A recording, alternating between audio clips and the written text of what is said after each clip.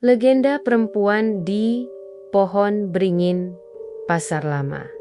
Bab 5. Kabur dengan selamat. Sahabat misteri, kita lanjut lagi kisahnya. Malam itu aku nggak bisa tidur lagi. Jam dinding di kamar sudah menunjuk pukul 12 lewat. Tapi mataku tetap terbuka. Rasanya kayak ada sesuatu yang menahan biar aku nggak bisa pejam. Suasana kamar sunyi banget. Tapi entah kenapa aku bisa ngerasa kalau aku nggak sendirian. Dari pojok ruangan, kayak ada yang lagi ngeliatin aku. Aku coba tarik selimut, pura-pura nggak peduli. Tapi tiba-tiba suara itu datang lagi. Suara tawa lirih yang sama persis seperti waktu di pasar lama. Hihihi, pelan tapi jelas. Bulu kuduku langsung berdiri, jantungku berdetak kencang. Aku menoleh pelan, kosong, nggak ada siapa-siapa. Tapi bau itu, bau bunga Kamboja, pelan-pelan masuk ke kamar. Aku langsung tahu, dia datang. Aku panik, buru-buru nyalain lampu kamar. Begitu lampu nyala, aku bisa lihat bayangan hitam berdiri di dekat jendela, rambutnya panjang, tubuhnya pucat, dan matanya merah menyala. Dia cuma berdiri, tapi tatapannya tajam banget, bikin napasku sesak. Aku refleks baca doa yang aku hafal, terus merem. Begitu ku buka mata lagi, sosok itu udah nggak ada. Tapi aku tahu, dia nggak benar-benar pergi. Dia cuma ngingetin aku. Keesokan paginya, aku langsung cerita ke Dika dan Rani. Ternyata mereka ngalamin hal yang sama. Dika ngaku sering kebangun tengah malam karena dengar suara langkah kaki di kamarnya. Rani malah lebih parah. Dia ngaku lihat perempuan itu berdiri di depan cermin kamarnya sambil nyisir rambut. Kami bertiga akhirnya sepakat. Kalau terus begini, arwah itu nggak bakal berhenti. Aku yakin dia mau kita balik ke pohon beringin itu, kataku. Gila, kamu masih berani ngomong begitu? Rani langsung teriak. Tapi kalau enggak, dia bakal ngikutin kita terus.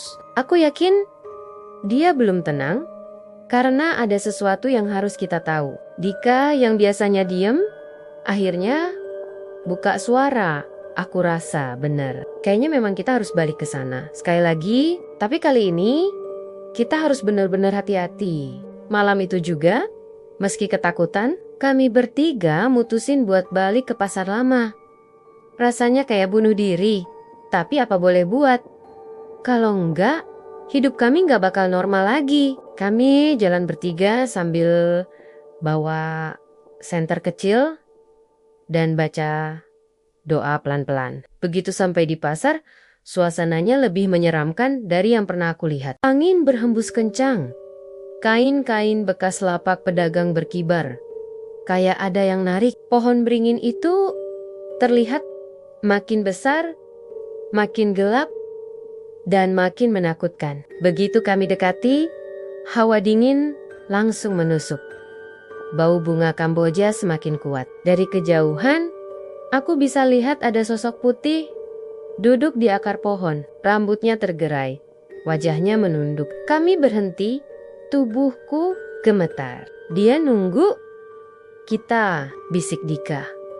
Tiba-tiba sosok itu mengangkat kepalanya. Wajah pucat dengan mata merah itu menatap langsung ke arah kami. Suara tawanya pecah, keras banget, sampai telingaku berdengung. Rani langsung teriak ketakutan, tapi aku berusaha tetap tegak. Apa yang kamu mau dari kami? Aku beraniin diri, teriak. Sosok itu berhenti tertawa. Dia berdiri, langkahnya pelan tapi bikin tanah bergetar. Dengan suara serak, dia akhirnya bicara, "Aku mati di sini, aku dibunuh. Aku ditinggalkan di bawah pohon ini. Tidak ada yang tahu, tidak ada yang peduli." Kami bertiga saling pandang. Keringat dingin bercucuran. Jadi benar, dia adalah Sari, perempuan yang diceritakan nenekku. Aku ingin kalian ceritakan pada semua orang. Jangan biarkan aku dilupakan. Lanjutnya dengan suara penuh dendam. Tiba-tiba angin makin kencang. Dahan pohon bergoyang keras. Suara daun bergesekan kayak jeritan akar pohon di bawah kami bergerak, seolah-olah hidup. Dari tanah, terlihat noda merah seperti darah mulai keluar. Bau amis bercampur dengan bau bunga Kamboja. Rani udah nangis ketakutan. Kita harus pergi sekarang, teriaknya. Tapi akar-akar itu tiba-tiba melilit kaki kami. Aku terjerembab ke tanah. Dika juga jatuh. Kami berusaha melepaskan diri, tapi semakin melawan, akar itu semakin kuat mencengkeram. Sosok perempuan itu mendekat. Wajahnya semakin jelas. Mulutnya tersenyum lebar, terlalu lebar, sampai telinganya. Aku merasa mati sebentar lagi. Tapi entah kenapa, aku ingat kata-kata nenekku. Kalau berhadapan dengan roh penasaran, jangan cuma takut, tapi tunjukkan empati. Aku nekat teriak, "Sari, kami percaya padamu. Kami akan ceritakan semuanya ke orang-orang. Kami janji." Sosok itu terdiam. Senyumnya hilang, berganti dengan ekspresi kosong. Angin berhenti. Akar-akar yang melilit kami perlahan melemah, kemudian lepas begitu saja. Dia menatap kami untuk terakhir kalinya. Mata merahnya meredup, lalu berubah jadi mata biasa yang penuh kesedihan. Air mata jatuh dari pipinya, kemudian tubuhnya perlahan kabur, menghilang dalam kabut yang datang entah dari mana. Kami bertiga langsung bangkit. Tanpa pikir panjang, lari sekuat tenaga meninggalkan pohon beringin itu.